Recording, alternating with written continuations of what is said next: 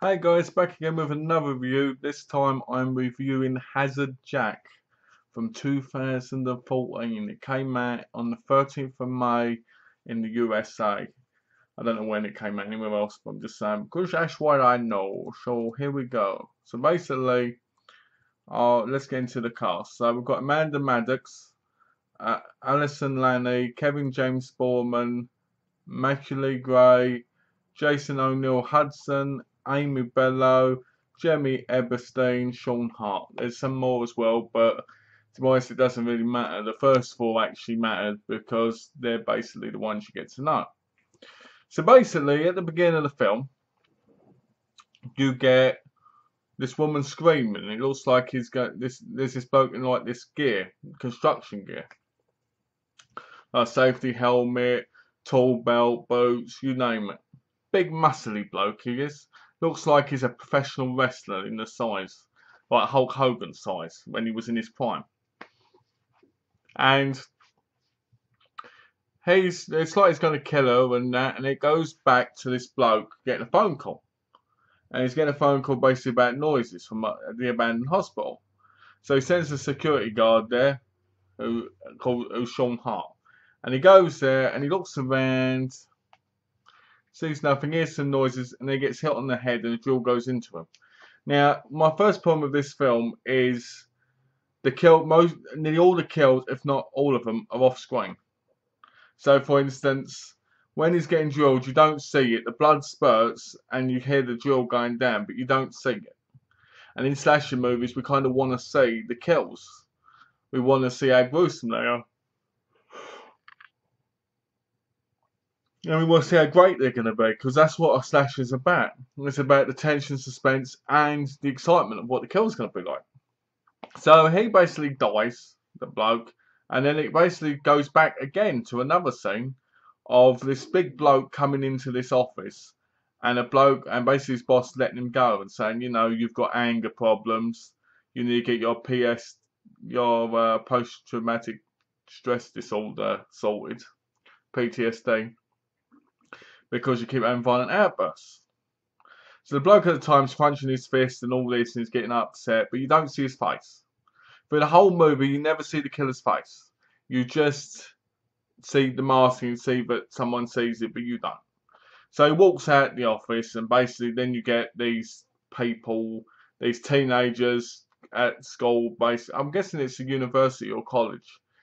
How do I put it? Basically, they're working out to do a paintball party at this old abandoned hospital. Now they say it's not going to be easy to get in there. Yeah, as soon as they drive up there, plump, and they're open. Boom, cutters, and they're open.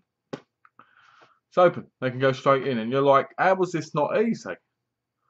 Now the person who directed this was David Worth, who brought us Kickboxer, Lady Dragon 1 and 2. Now, Kickboxer starred Jean-Claude Van Damme, and Lady Dragon starred Cynthia Rothrock. Three great movies, in my view. So it's a bit sad. I think that was in the 80s, though, in the early 90s. So it's a bit sad to see what's happened to him, basically, because he had some good movies to his name. But anyway, going back to the review. So basically, they go in there, and the first thing you see is two gay blokes, and one's a little bit chubby and one's a little bit skinnier, and they're your stereotypical gay men in the movies. Now, I get tired of the whole stereotypical thing. All gay men do not walk around going, oh, yeah, hey, darling. You know what I mean? It annoys me, because I know a lot of gay men, and well, I don't know a lot, but I've known a few in my time, and maybe one or two have acted that way, but they don't all act that way. So it annoyed me a bit. Then you get the two jocks, the two sluts with the kind of breast enlargement breasts, but you get to see naked, which is a bit. Don't like seeing socially enhanced breasts topless. I like seeing natural ones. And basically, then you get the two nerds, Elle and Stella, and Elle and Stella basically are friends. And then you've got Bridget and Dylan. Dylan's the father and Bridget's pregnant or something. Then you've got Ledarian and Lana. And basically, he just recalls her the whole time, and she's dancing and going on about this, and she gives him oral and gets killed. And there's no real plot development in this movie. Bridget, she's pregnant. Her and Dylan work it out. Elle and Stella, basically, Stella goes to him and goes, "Have you ever been touched like this?" He goes, "No." And she goes, "How about this?" And grabs on his face, kisses him. You know, that was nice, and I enjoyed Bridget's story, and they were very minimal. Cardboard cutouts, as you'd say, cookie. You know, it's like if you put a cookie thing in the dough and you cut it. That's all it was. There was no personalisation to it. So the characters didn't really matter, especially the jocks and the basically the sluts of the movie. They got naked. They then were going to have sex. They all got killed while having sex, and you're just sitting there going, the sex scenes weren't that great either. One of the jocks and one of the sluts basically get their heads cut off. You don't see it. It's off screen. Another one gets himself pinned to the wall with nail guns, but every time it shoots, it goes away from him, so you don't see it. They get shot in the head. You don't see that either. So many cutaways. One of the worst things about this movie was the fact that the two gay blokes, I cannot remember their names. I just can't. Oh, the two women, the two slave women were called Barbie and Muffy. I know, right? Barbie and Muffy. I can't remember the two gay blokes' names, and I apologise for that. But basically, the bigger one gets an axe thrown at him and he dies after a head's roll towards him. The other one runs off. He then chases after Bridget and catches her. And he ties her up. Typical slasher fashion. Right near the end, let's get the woman, let's tie her up, let's help her escape. You know, it's the same old cliche. Woman gets caught, woman gets tied up, woman gets saved, or woman gets loose and kills you. You know, and you're like, oh. So then he turns up again. I think the guy's name was, oh, I don't know. It annoys me if I don't know. And basically, the last gay bloke, he ends up in the chapel of the church, and has a jack. He's got like a blowtorch, and he goes and he's walking towards him. Instead of the bloke running, he just goes like this, and he goes, "You're gonna go to hell," and he just gets burnt.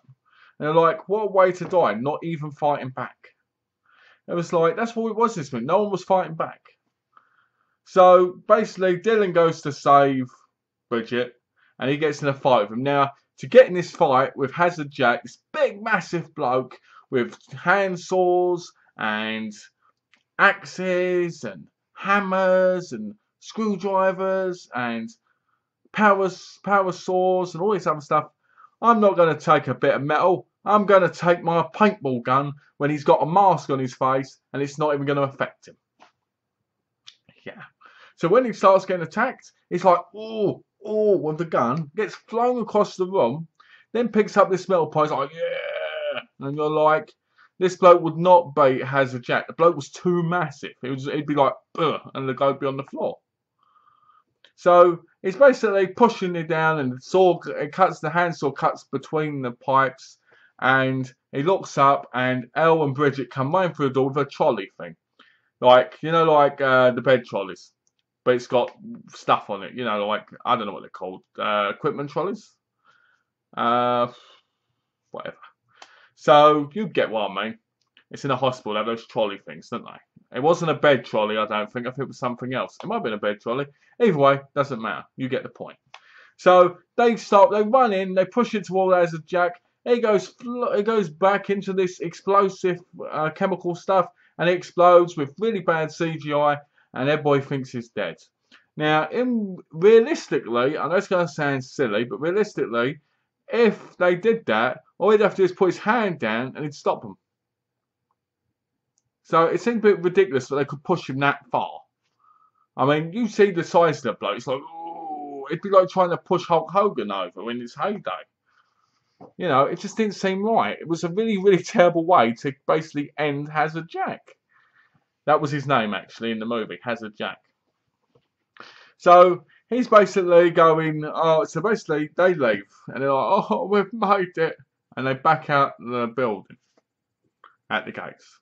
drive off, and then you see Hazard Jack crawling out of the room alive still. And you just sit there going, yeah, this movie wasn't that good, was it? No, it was not. So you're sitting there, and when the music starts, and you're like, oh, thank God, finally a decent song. Because through the rest of the movie was absolutely horrid on the music. It felt like it was a promotional movie for music, because there was so much music in it.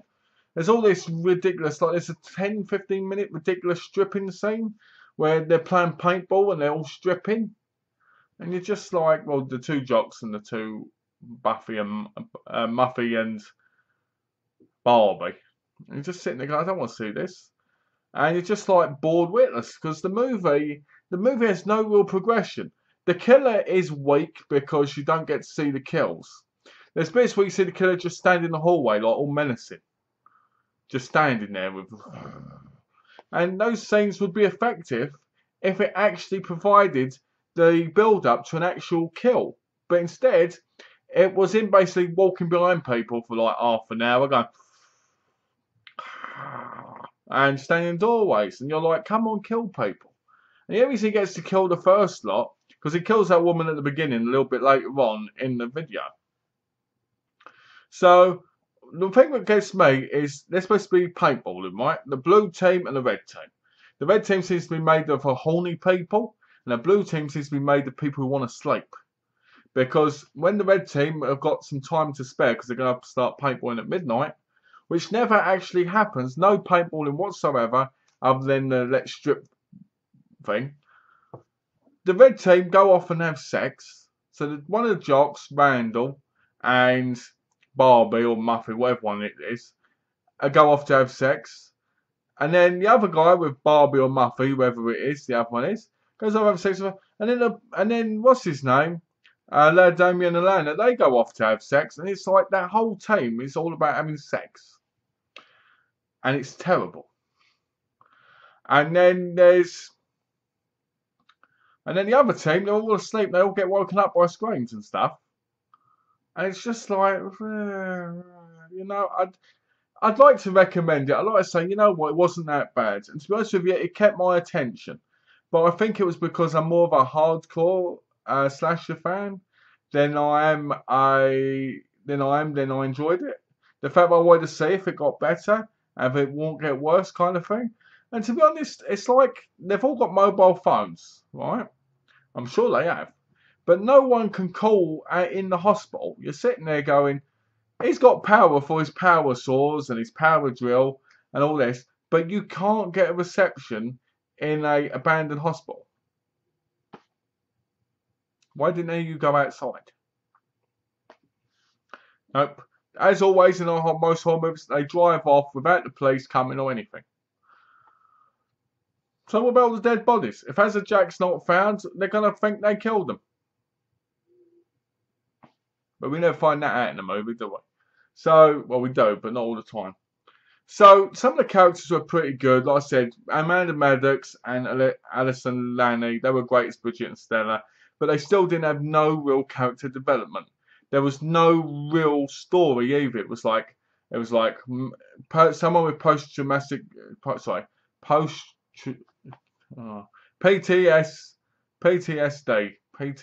What is with my mind? Post-traumatic